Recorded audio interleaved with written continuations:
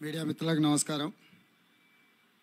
గత 10 సంవత్సరాల భారతీయ జనతా పార్టీ నరేంద్ర మోడీ ప్రభుత్వం యొక్క వైఫల్యాల మీద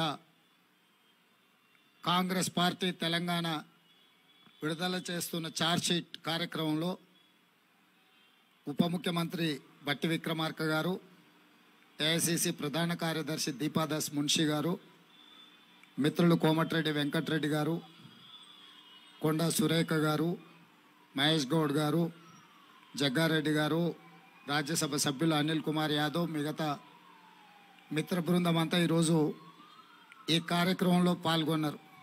ప్రధానంగా ఒక 2-3 విషయాలు నేను ప్రస్తావించదలుచుకున్న తెలంగాణ ప్రజల ముందు. 10 సంవత్సరాలలో ఎన్డీఏ ప్రభుత్వం యొక్క వైఫల్యము, 2024 ఎన్నికల తర్వాత భారతీయ జనతా పార్టీ పన్నుతున్న కుట్రల్ని ప్రజలకు వివరించాల్సిన బాధ్యత ప్రధాన ప్రతిపక్ష పార్టీ అయిన కాంగ్రెస్ మీద ఉన్నది. 2014, 2019 ఎన్నికలలో నరేంద్ర మోడీ గారు స్పష్టమైన హామీ ఇచ్చిండ్రు. ప్రతి సంవత్సరం 2 కోట్ల ఉద్యోగాలు నిరుద్యోగ యువకులకు ఇవ్వడం జరుగుతుందని.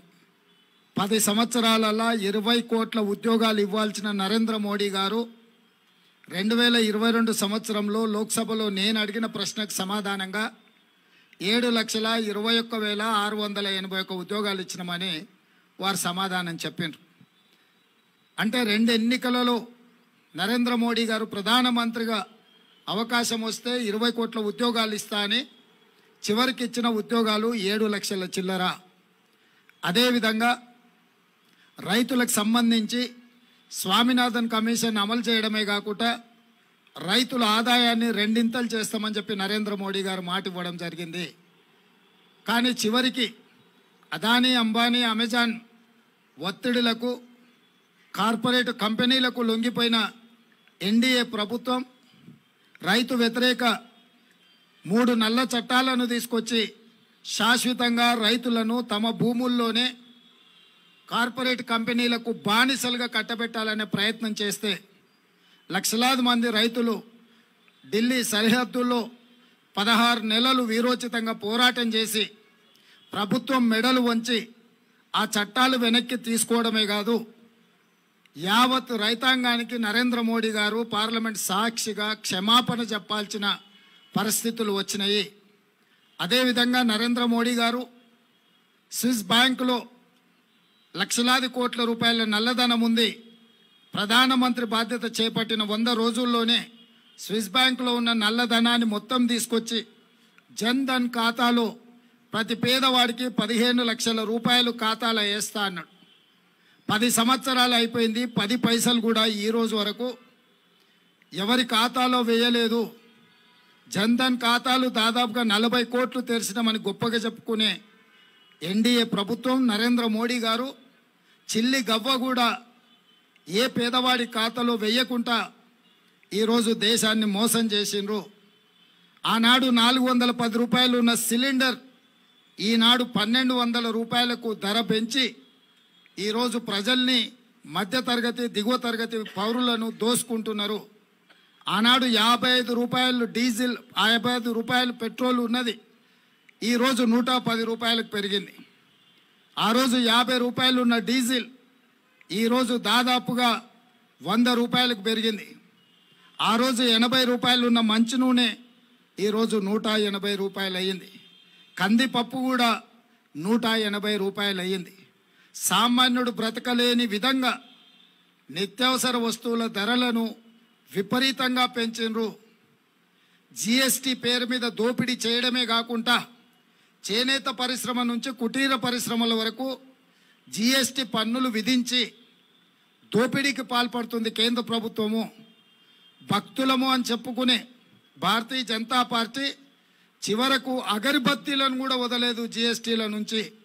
వాళ్ళు నమ్మే దేవుడికి కనీసము అగరబత్తీలు పెట్టడాన్ని కూడా జిఎస్టీ నుంచి మినహాయింపు ఇవ్వలేదు. శ్రీశ్రీ గారు చెప్పినట్టు అగ్గిపెట్టే సబ్బు పిల్ల ఏది కూడా కవితకు అనర్హం కాదు, కుక్క పిల్ల కవితకు అనర్హం కాదని శ్రీశ్రీ గారు చెప్పినట్టు ఈరోజు నరేంద్ర మోడీ గారి ప్రభుత్వంలో అగ్గిపెట్టే సబ్బు బిళ్ళ అగర్బత్తి కూడా జిఎస్టీ బారి నుంచి తప్పించుకోలేదు.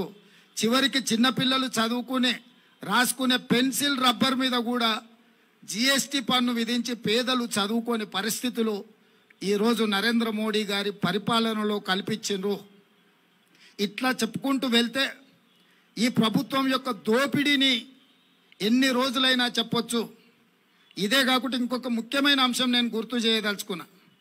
1947 15 ఆగస్టు నుంచి 2014 వరకు దాదాపుగా 67 సంవత్సరాలు 14 మంది ప్రధానమంత్రులు చేసిన అప్పు 55 లక్షల కోట్లు.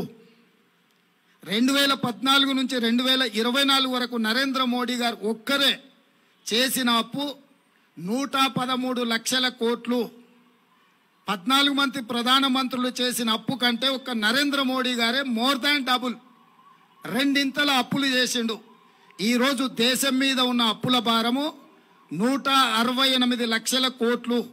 168 లక్షల కోట్లల్లా 55 లక్షల కోట్లు 14 మంది ప్రధానమంత్రులు అప్పు చేస్తే 67 సంవత్సరాలు నరేంద్ర మోడీ గారు డబుల్ ఇంజన్ సర్కార్ ఎంత వేగంగా పరిగెత్తుతుందంటే 10 సంవత్సరాలల్లా 113 లక్షల కోట్ల రూపాయల అప్పు తీసుకొచ్చి ఈరోజు అప్పుల ఊబిలో ఈ నయా భారతాన్ని మొత్తము తాకట్టు పెట్టినరు. ఇట్లా ప్రతి రంగంలో పోర్టులు కావచ్చు, ఎయిర్పోర్టులు కావచ్చు, జాతీయ రహదారులు కావచ్చు, లేకపోతే పబ్లిక్ సెక్టర్ యూనిట్స్ నవరత్నాలు కావచ్చు, 60 లక్షల కోట్ల రూపాయల ఆస్తులు ఆనాడు కాంగ్రెస్ పార్టీ సృష్టిస్తే వీటన్నిటిని కూడా కార్పొరేట్ కంపెనీలకు 6 లక్షల కోట్లకు తెగనమ్మేసిండు. అది ఎల్ఐసి నుంచి మొదలు పెడితే ప్రతి సంస్థను 60 సంవత్సరాలు కష్టపడి కాంగ్రెస్ కూడబెట్టిన ఆస్తులను మొత్తాన్ని నరేంద్ర మోడీ గారు 10 సంవత్సరాలల్లా మొత్తానికి మొత్తం కార్పొరేట్ కంపెనీలకు అమ్మేసి డబుల్ ఇంజన్ అంటే అదానీ ప్రధాని డబుల్ ఇంజన్ లాగా ఈ దేశాన్ని పట్టి పీడించి ఈరోజు ఈ దేశాన్ని దోసుకున్నారు. ఇవన్నీ చార్జెస్ ఈరోజు భారతీయ జనతా పార్టీ మీద, నరేంద్ర మోడీ గారి మీద సూటిగా కాంగ్రెస్ పార్టీ ఆరోపణ చేస్తుంది. ఇక రిజర్వేషన్ల విషయానికి వస్తే రాజ్యాంగంలోనే పొందుపరిచి కాంగ్రెస్ పార్టీ డాక్టర్ బాబాసాహెబ్ అంబేద్కర్ గారు ఆలోచన చేసి విద్య, ఉద్యోగ అవకాశాలతో పాటు రాజకీయ రిజర్వేషన్లు ఎస్సీ ఎస్టీలకు రాజ్యాంగబద్ధంగా హక్కు కింద కల్పించారు. ఆ తర్వాత మండల్ కమిషన్ ద్వారా ఓబీసీలకు కూడా రిజర్వేషన్లు ఇవ్వాలి, 52% జనాభా ఉన్నారు, ఓబీసీలకు రిజర్వేషన్లు ఇవ్వాలని మండల్ కమిషన్ రికమెండేషన్ను ఆనాడు పరిగణలోకి తీసుకుంటే సుప్రీంకోర్టు చివరికి అన్ని రిజర్వేషన్లు కలిపి వర్టికల్గా 50% దాటకుండా ఓబీసీలకు కూడా రిజర్వేషన్లు ఇవ్వండి అని చెప్పి ఆనాడు 27% వరకు ఓబీసీలకు రిజర్వేషన్లు ఇవ్వచ్చని 9 మంది జడ్జిలు కలిసి సుప్రీంకోర్టు తీర్పిచ్చింది. ఇవాళ ఎస్సీ ఎస్టీ రిజర్వేషన్లకు రాజ్యాంగబద్ధంగా రక్షణ ఉంది. ఓబీసీ రిజర్వేషన్లు కూడా 27% ఇవ్వడానికి కోర్టు అనుమతి ఉంది. ఇక్కడే భారతీయ జనతా పార్టీ కుట్ర చేస్తుంది. ఎస్సీ ఎస్టీలు ఓబీసీలు ఈ దేశంలో ఉన్న వాళ్ళు అప్రమత్తంగా ఉండాలి. ఆర్ఎస్ఎస్ యొక్క భావజాలము, బీజేపీ యొక్క విధానము ఈ దేశంలో ఉన్న రిజర్వేషన్లను రద్దు చేయడమే. భారతీయ జనతా పార్టీ ఆర్ఎస్ఎస్ యొక్క ఎజెండాను గతంలో అమలు చేసింది. 3 తలాక్ కావచ్చు, 370 ఆర్టికల్ కావచ్చు, నోట్ల రద్దు కావచ్చు, యూనిఫామ్ సివిల్ కోడ్ కావచ్చు, సిటిజన్ అమెండ్మెంట్ యాక్ట్ కావచ్చు, వీటన్నిటినీ ఆర్ఎస్ఎస్ యొక్క ఆలోచనను, విధానాన్ని భారతీయ జనతా పార్టీ ఒక లోక్సభ, రాజ్యసభలో అన్ని రకాల ఒత్తిడులు తీసుకొచ్చి ప్రతిపక్షాలను లొంగం తీసుకొని వాటన్నిటిని కూడా రద్దు చేసుకుంటూ పోయినరు. ఇది గత చరిత్ర మన కళ్ళ ముందు సజీవ సాక్షిగా నిలబడ్డది. 370 రద్దు కావచ్చు, నోట్ల రద్దు కావచ్చు, జిఎస్టీ విధానం కావచ్చు, కామన్ సివిల్ కోడ్ కావచ్చు, యూనిఫామ్ సివిల్ కోడ్ కావచ్చు, సిటిజన్ అమెండ్మెంట్ యాక్ట్ కావచ్చు, ఇట్లాంటివన్నిటిని కూడా ప్రతిపక్షాలు అభ్యంతర పెడుతున్న రైతు వ్యతిరేక నల్ల చట్టాలు కావచ్చు, వీటన్నిటిని ప్రతిపక్షాలు అన్ని గోల పెడుతున్నా పోరాటం చేస్తున్నా కూడా ఈ ప్రభుత్వం రద్దు చేసింది. ఇక వారు రద్దు చేయకుండా మిగిలింది ఎస్సీ ఎస్టీ ఓబీసీ రిజర్వేషన్లు. వాళ్ళ ఆఖరి యుద్ధం ప్రకటించారు ఈ రాజ్యాంగం మీద. ఆ ఆఖరి యుద్ధమే ఎస్సీ ఎస్టీ ఓబీసీ రిజర్వేషన్ల రద్దు. ఈ ఎస్సీ ఎస్టీ ఓబీసీ రిజర్వేషన్లు రద్దు చేయాలంటే 400 సీట్లు కావాలి. 2/3 మెజార్టీతోని లోక్సభ రాజ్యసభలో ఈ బిల్లును ఆమోదింపజేసి అన్ని రాష్ట్రాల మీద ఒత్తిడి తీసుకొచ్చి రిజర్వేషన్లను రద్దు చేయడానికి భారతీయ జనతా పార్టీ కుట్ర చేస్తుంది. 1925 సంవత్సరంలో మొదలుపెట్టిన ఆర్ఎస్ఎస్ 100 సంవత్సరాలు పూర్తయ్యే లోపల ఈ దేశంలో రిజర్వేషన్లను రద్దు చేస్తామనే విధానాన్ని ఆర్ఎస్ఎస్ తీసుకున్నది. 2025కు 100 సంవత్సరాలు ఆర్ఎస్ఎస్ ఆవిర్భవించి పూర్తి కాబోతుంది. కాబట్టి రిజర్వేషన్లను రద్దు చేయాలన్న పట్టుదలతోని ఆర్ఎస్ఎస్ ఉన్నది. ఆర్ఎస్ఎస్ పెద్దలు చాలా సందర్భాలలో రిజర్వేషన్ల రద్దు విధానాన్ని ప్రస్తావించారు. చాలామంది బీజేపీ ఎంపీలు కూడా ఎస్సీ ఎస్టీ ఓబీసీ రిజర్వేషన్ల రద్దును ప్రస్తావించారు.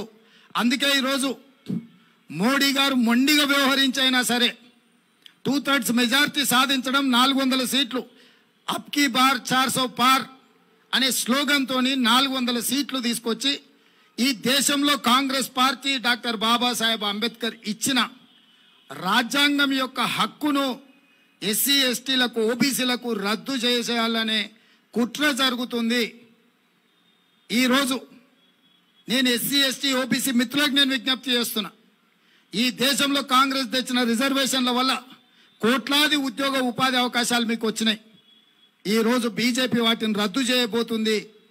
మీరు ఓటేస్తే ఆ ఓటు బలంతో మీ రిజర్వేషన్లు రద్దు చేయాలని ఈరోజు బీజేపీ కంకణం కట్టుకొని బయలుదేరింది.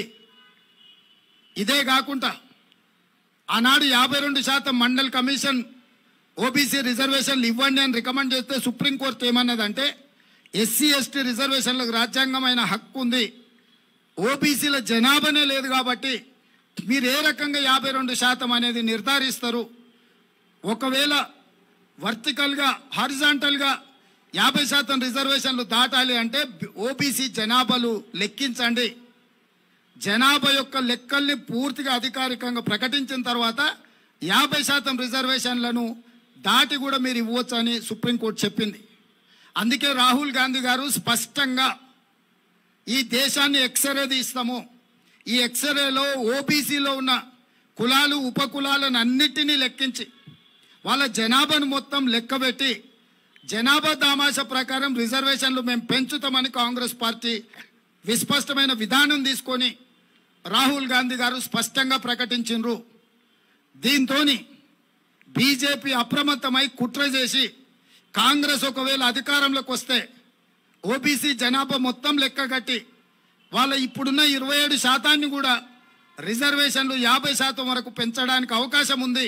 అప్పుడు రిజర్వేషన్లు 50% దాటిపోయి 70-75% పెరగడానికి అవకాశం ఉంది. కాబట్టి దీన్ని మొదట్లోనే అడ్డుకోవాలని, ఈ రిజర్వేషన్లను రద్దు చేయాలని ఈరోజు కుట్ర జరుగుతుంది. ఆ రోజు ఇక్కడున్న మీడియా మిత్రులకు చాలామందికి తెలిసి ఉండాలి, మండల్ కమిషన్ అంశం ముందుకు వచ్చినప్పుడు కమండల్ తీసుకొచ్చిండ్రు. అద్వానీ గారు రథయాత్ర తీసి దేశం మొత్తం మత విద్వేషాలను రెచ్చగొట్టి 2 జాతుల మధ్యలో పంచాయతీ పెట్టి మండల్ కమిషన్ అమలు కాకుండా ఆ రోజు బీజేపీ అడ్డుకున్నది. ఆ రోజు చాలా మీడియాలలో ప్రస్తావన వచ్చింది మండల్ వర్సెస్ కమండల్ అని. ఈరోజు కూడా రాహుల్ గాంధీ గారు ఓబీసీ జనాభాలను లెక్కించి వాళ్ళ నియామకాల విషయంలో వాళ్ళ నిధుల విషయంలో స్పష్టమైన గిరి గీయాలని ఏదైతే అనుకుంటున్నాడో, ఎస్సీ ఎస్టీ రిజర్వేషన్లు ఇచ్చి అమలు చేసిన కాంగ్రెస్ పార్టీ ఇప్పుడు ఓబీసీల పక్షాన నిలబడడంతో బీజేపీ కుట్ర చేసి ఈ ఎన్నికల్లో కాంగ్రెస్ మీద విష ప్రచారం చేసి ఎట్లయినా నెక్కి రిజర్వేషన్లను రద్దు చేయాలనుకుంటున్నారు. అందుకే ఈ రాష్ట్రంలో ఉండే ప్రతి ఒక్కరికి నేను విజ్ఞప్తి చేస్తున్నా, ముఖ్యంగా ఎస్సీ ఎస్టీ మైనారిటీ ఓబీసీలకు, బీజేపీకి మీరు వేసే ప్రతి ఓటు మీరు రిజర్వేషన్ రద్దు కావడానికి ఉపయోగపడుతుంది. బీజేపీ ఒక్క సీటు గెలిచినా మీ హక్కులను కాలరాయడానికే ఆ బలము ఉపయోగపడుతుంది. మీరు ఆలోచన చేసి నిర్ణయం తీసుకోండి. ఇవాళ మరి రిజర్వేషన్లనే రద్దు చేయాలనుకుంటున్న బీజేపీకి కొంతమంది వర్గీకరణ విషయంలో పోరాటం చేస్తున్న వాళ్ళు ఏ విధంగా మద్దతు ఇస్తారో నాకైతే తెలీదు. అసలు ఉన్న కొండ నాలుకకు మందేస్తే ఉన్న నాలుక ఊసిపోయిందని మీరు తాత్కాలికమైన స్థానిక రాజకీయ లబ్ధి కోసం ఏదైనా మీరు బీజేపీకి మద్దతు ఇస్తే ఇది 100% రిజర్వేషన్ల రద్దుకు దారితీస్తుంది. మేము ఎస్సీ ఎస్టీ రిజర్వేషన్లను కొనసాగించడమే కాకుండా ఓబీసీ రిజర్వేషన్లు ఇవ్వడమే కాకుండా 50% పైబడి ఈ వర్గాలకు రిజర్వేషన్లు ఇవ్వాలనేది కాంగ్రెస్ పార్టీ విస్పష్టమైన విధానము. ఈ విధానాన్ని సమర్థించాలనుకుంటే, ఈ విధానాన్ని అమలు చేయాలనుకుంటే కాంగ్రెస్ పార్టీకి అండగా నిలబడండి. రిజర్వేషన్లు వద్దు, రిజర్వేషన్లు రద్దు అనుకుంటే మీరు బీజేపీకి ఎన్డీఏకు ఓటేయండి. నరేంద్ర మోడీ గారు ఏ వ్యవస్థల్ని లెక్క పెట్టేటోడు కాదు. మీరు చూసిండ్రు 370 ఆర్టికల్ రద్దు చేసినప్పుడు, లేకపోతే యూనిఫామ్ సివిల్ కోడ్ విషయంలో కానీ, కామన్ సిటిజన్ అమెండ్మెంట్ యాక్ట్ విషయంలో కానీ, జిఎస్టీ విషయంలో కానీ, నోట్ల రద్దు విషయంలో కానీ వాళ్ళు చెయ్యాలనుకుంటే ఎంత దురాగతానికైనా పాల్పడతారు భారతీయ జనతా పార్టీ నాయకులు. కాబట్టి తెలంగాణ ప్రజలంతా అప్రమత్తంగా ఉండాలి. ఈ ఎన్నికలు రెఫరెండం రిజర్వేషన్లు ఉండాలన్నా, రిజర్వేషన్లు రద్దు కావాలన్నా అనే రెఫరెండంగా ఈ దేశంలో ఎన్నికలు జరుగుతున్నాయి. కాంగ్రెస్ పార్టీ రిజర్వేషన్లు ఉండాలి అనుకుంటుంది. ఎస్సీ ఎస్టీ ఓబీసీ మైనారిటీలకు అండగా నిలబడాలి అని కాంగ్రెస్ అనుకుంటుంది. వీటిని రద్దు చేయడం ద్వారా వాళ్ళ హక్కులను కాలరాయాలని బీజేపీ అనుకుంటుంది. మీరు ఏ పక్కన నిలబడతారో మీ ఇష్టం. గత 10 సంవత్సరాల ప్రభుత్వ వైఫల్యాలు ఒక పక్కన, భవిష్యత్తులో అమలు చేయబోయే కుట్ర ఇంకొక పక్కన. ఈ నేపథ్యంలో ఎన్నికలు జరుగుతున్నాయి. అందుకే మేము స్పష్టంగా తెలంగాణ రాష్ట్రంలో 14 సీట్లు గెలిపించండి, ఈ రిజర్వేషన్లను కాపాడే బాధ్యత, ఈ రిజర్వేషన్లను పెంచే బాధ్యత కాంగ్రెస్ పార్టీ తీసుకుంటుందని చెప్పి ఈ సందర్భంగా తెలియజేస్తున్నా. ధన్యవాదములు ముఖ్యమంత్రి గారికి. పెద్దలు చెప్పినట్టుగా రిజర్వేషన్ కావాలనుకునే ప్రతి ఓటరు కాంగ్రెస్ పార్టీకి వేయాల్సిందిగా విజ్ఞప్తి చేస్తూ ఈ కార్యక్రమానికి